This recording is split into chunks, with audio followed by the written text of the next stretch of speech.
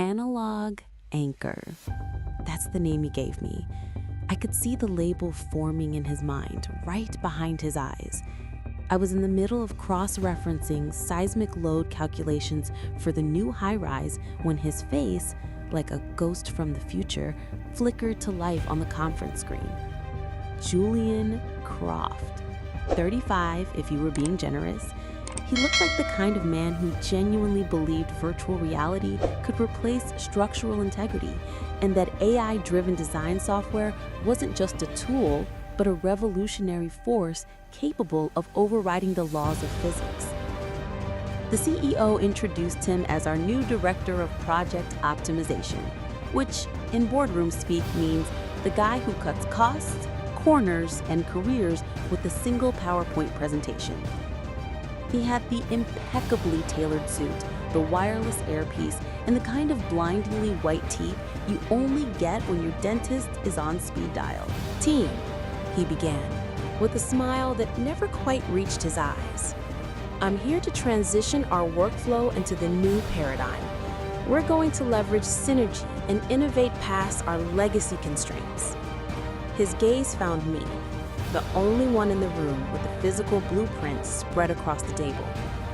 It felt like he was appraising which of the foundational supports to dynamite first.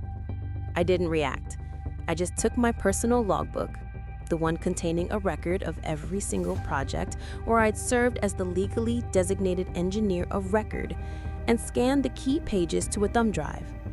I labeled the folder Old Family Recipes and uploaded it to a secure cloud server.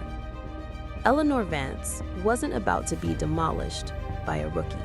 By midday, I overheard him telling some junior architects that he was sunsetting the manual era bottlenecks. I'm 54, not a relic, but in Julian's world, if your work couldn't be quantified by an algorithm, it was already obsolete. Then came the ideation huddle.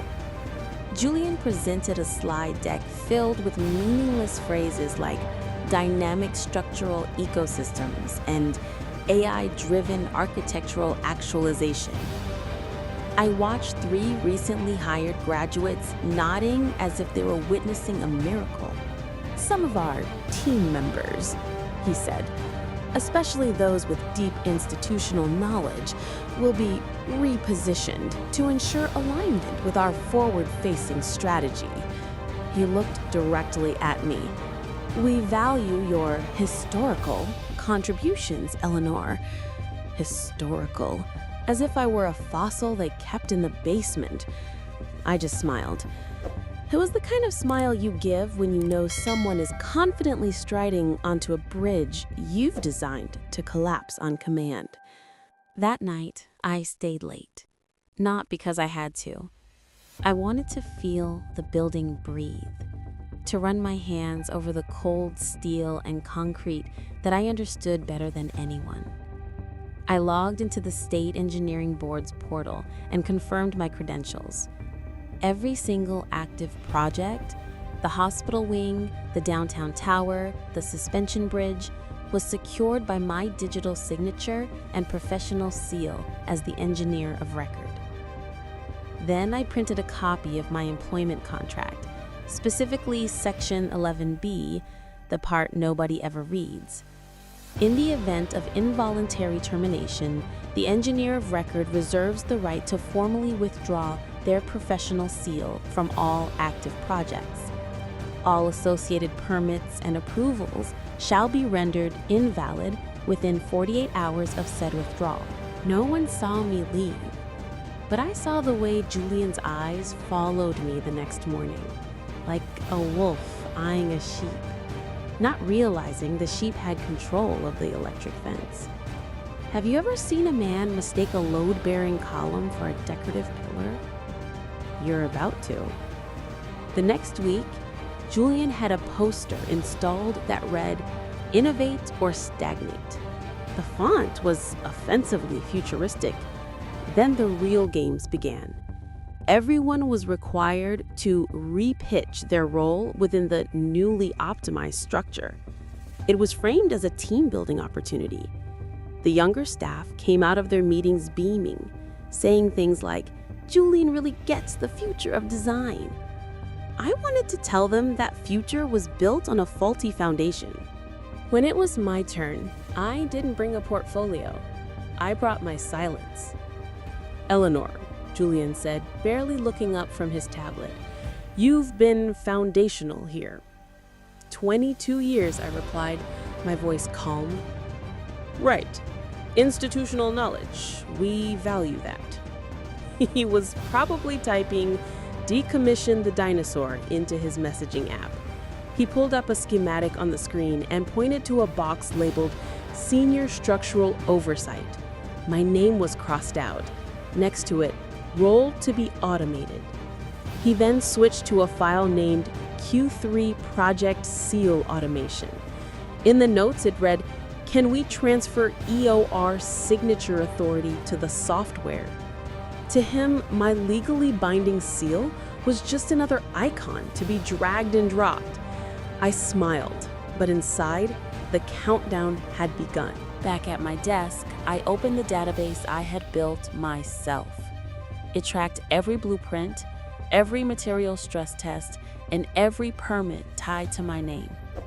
43 active projects, 43 pillars of legal and physical stability holding the company up, and every single one was anchored to me.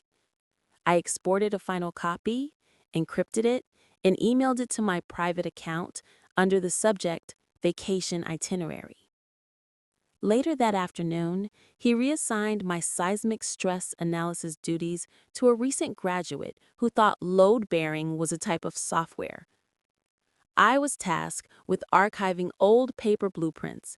He said it was important to preserve our history. I asked him if I still had administrative access to the city permit portal. "Oh," Julian said, looking surprised I'd even ask. "I think we've streamlined that. You don't need to worry about it anymore." I didn't argue. I just nodded, went to a different terminal, and used a master access credential I had created a decade ago to lock his entire team out of the submission system. If I was being pushed off the construction site, I was taking the blueprints with me. As I walked past Julian's office, he was on a call, laughing about clearing out the old guard. The fuse was lit, and the room was beginning to smell of smoke. It all came to a head on a Monday. Of course it did. We were gathered for Julian's weekly Synergy Summit, a mandatory meeting where he spoke in buzzwords. He stood before us, palms open. "Let's begin with some radical transparency," he said. "You always know the axe is about to fall when they start with transparency. As we pivot toward a more agile future," he continued, pacing in front of the skyline view, "we have to acknowledge that some roles have become redundant." He stopped directly behind my chair. A few of the younger architects shifted uncomfortably. "Effective immediately," Julian announced, "Eleanor Vance's position has been eliminated. We thank her for her service." No meeting, no warning, just a public execution. I stood up slowly. 2 HR representatives appeared with a folder. I opened it, signed the termination form, and said, "I'll need a printed and notarized copy of this." "It's all digital," one of them mumbled. "Printed, notarized," I repeated, my voice leaving no room for argument.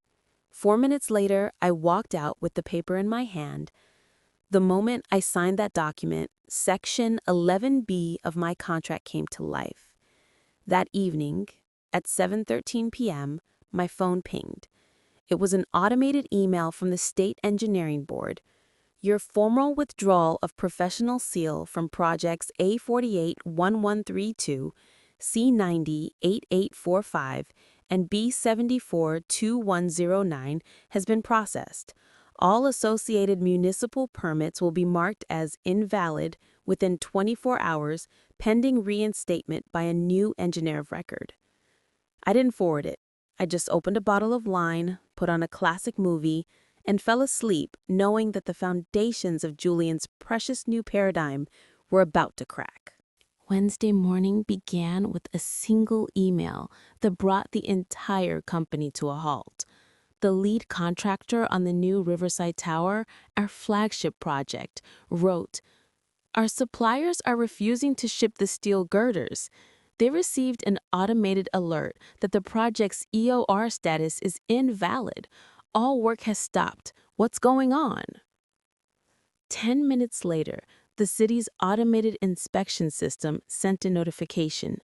Scheduled concrete pour for the Harrison Bridge expansion is canceled. Reason: invalid engineering permit. One of the junior engineers, a good kid named Ben, tried to explain it to Julian. "Sir, we can't just update the name. The engineer of record is a legal designation. Eleanor was the only one with that authority for these projects. To get a new one assigned would take months of review." A heavy silence fell. Julian rubbed his temples. Why wasn't I told about this? Ben replied quietly, "Eleanor was the one who told people that." Meanwhile, I was at home, enjoying my coffee and reading a forwarded email chain from a sympathetic former colleague. It included a screenshot of Julian's message to the legal department. "How do I override a permit seal in the city portal thingy?" He called it a thingy.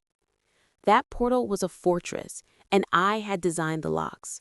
By trying to force his way in, he had triggered an automatic security alert to the state board. By lunchtime, the CEO, Gregory Winslow, was on a frantic call from his yacht. "Can we get Eleanor back? Who authorized this?"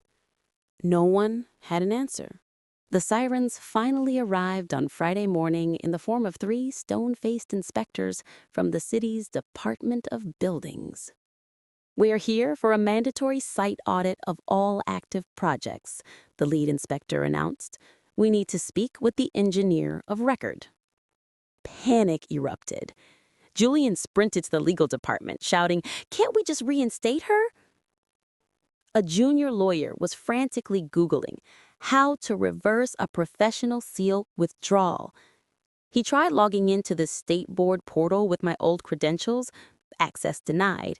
He called her helpline and was calmly informed Eleanor Vance voluntarily relinquished her authority. The process is irreversible. Recertification will require a full review, with an average timeline of 6 to 8 weeks. It was then that someone in the room finally remembered my contract. They realized I wasn't just an old-fashioned engineer. I was the linchpin, and they had pulled me out. My phone rang.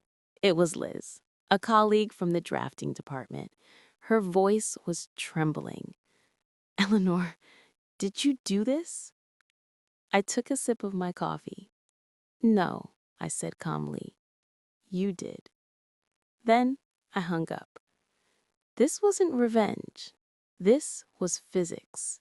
For every action, there is an equal and opposite reaction. You can't remove a cornerstone and expect the building to stand. By the following Monday, Gregory Winslow, the CEO, was back from his trip.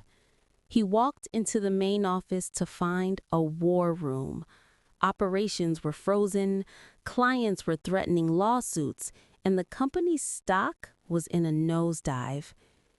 "Who is responsible for this?" he thundered. Every finger pointed at Julian. Gregory pulled up my termination file on the main screen. He read it, then scrolled.